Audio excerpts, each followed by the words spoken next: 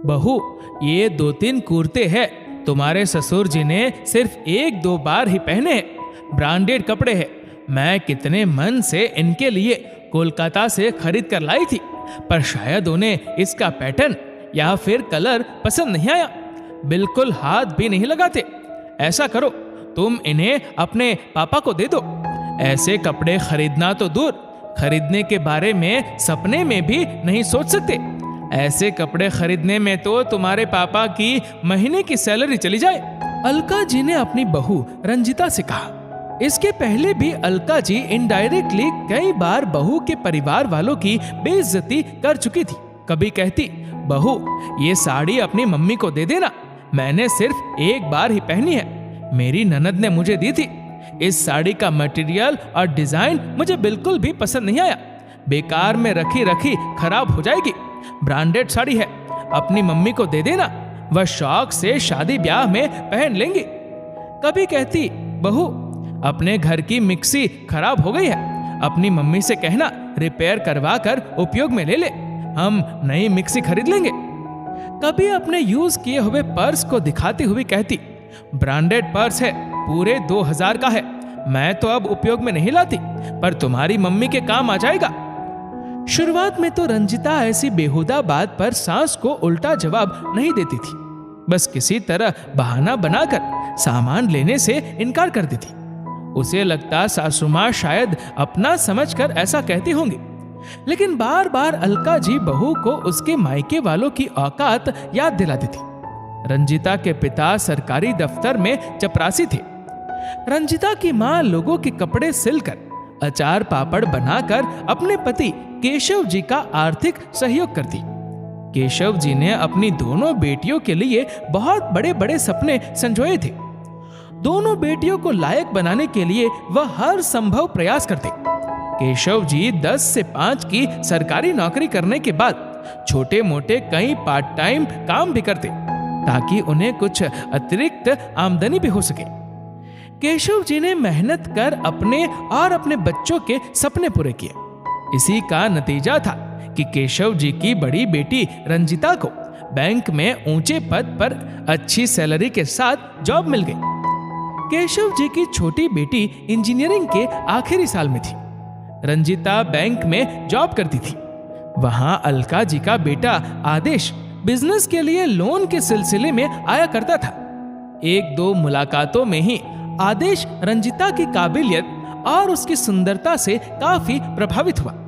उसने थोड़े ही वक्त में रंजिता के सामने शादी का प्रस्ताव रख दिया। रंजिता ने अपने फैमिली बैकग्राउंड के बारे में सब कुछ आदेश को बता दिया। रंजिता के पिता के प्यून की नौकरी करने पर आदेश को कोई समस्या नहीं थी। पहले तो अलका जी ने इस शादी का विरोध किया, पर इकलौते बेटे की जिद के सामने हार गए और शादी के लिए अपनी रजामंदी दे दी। रंजिता की शादी के साल भर बाद उसकी छोटी बहन की भी शादी हो गई। अलका जी बात बात पर बहू को उसकी हैसियत याद दिला देती, लेकिन जब चपरासी की बेटी नौकरी करके हर महीने लाख रुपए लाती तो उनको ये पैसे बड़े सुहाते।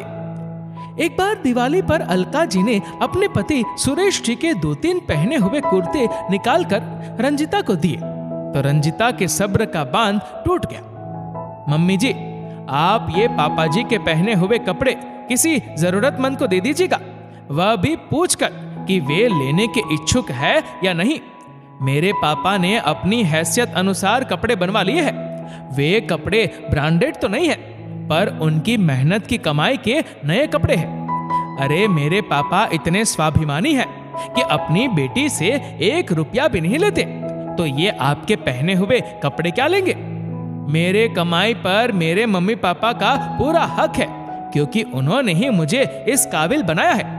मैं कुछ समय पहले अपनी सैलरी का आधा हिस्सा उन्हें देने पहुंची तो पापा ने लेने से इनकार कर दिया और बोले, बेटा अब हम लोगों की जरूरतें ही कितनी है, तुम दोनों बहनों की शादी तो करा दी, सरकारी नौकरी में अभी 2 साल बाकी है, तनख्वाह से हमारा गुजारा हो जाता है, रिटायरमेंट के बाद पेंशन मिलेगी जो हमारा सहारा बनेगी। जिंदगी भर अपने बलबूते स्वाभिमान से जीता आया हूं, स्वाभिमान से मरना चाहूंगा। बेटा तू हमारी चिंता मत कर। तब मैंने भी उनसे वादा लिया कि भविष्य में कभी जरूरत पड़े तो मुझे बेटी का फर्ज निभाने से रोकेंगे नहीं। रंजिता ने कहा। सास बहू की बातें अलका जी के पति सुरेश जी ने सुन ली। अलका, तुम्हें शर्म नहीं आती पहने हुए कपड़े समधी जी को देते हुए? तुम्हें शर्म आए ना आए, तुम्हारी छोटी सोच पर मुझे शर्म आ रही है। तुमने तो मुझे बहू के सामने नजरें मिलाने लायक नहीं छोड़ा। समधी जी अपनी बेटी से 1 रुपये की आशा तक नहीं रखते और तुम्हारा तो लालच कम होने का नाम नहीं लेता। मुझसे, अपने बेटे से, बहू से सबसे हिस्सा लेती हो। तुम्हें तो बहू के माता पिता का आभार मानना चाहिए कि उन्होंने इतनी गुणवान बहू कन्यादान में हमें दी। अलका, गरीबों में भी स्वाभिमान होता है, वे चादर के हिसाब से पैर पसारना जानते हैं। आगे तुमने कभी बहू के माता पिता का अपमान किया तो मुझसे बुरा कोई नहीं होगा। सुरेश जी ने अपनी पत्नी को चेतावनी दी। अब तो अलका जी सचमुच डर गई।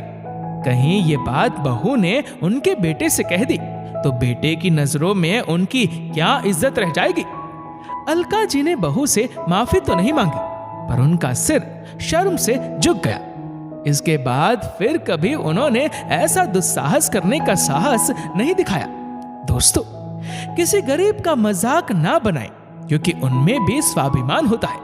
जो उनका मजाक बनाते हैं, वक्त भी उनका मजाक बना देता है। इस वीडियो को लेकर आपकी क्या राय है, नीचे कमेंट करके जरूर बताएगा। और अगर आपको वीडियो अच्छा लगा हो तो इस वीडियो को लाइक करेगा, शेयर करेगा ज्यादा से ज्यादा लोगों तक। और ऐसे ही और भी इंस्पिरेशनल वीडियोस के लिए सब्सक्राइब करें हमारे यूट्यूब चैनल को और फेसबुक पर फॉलो करें हमारे पेज को। धन्यवाद।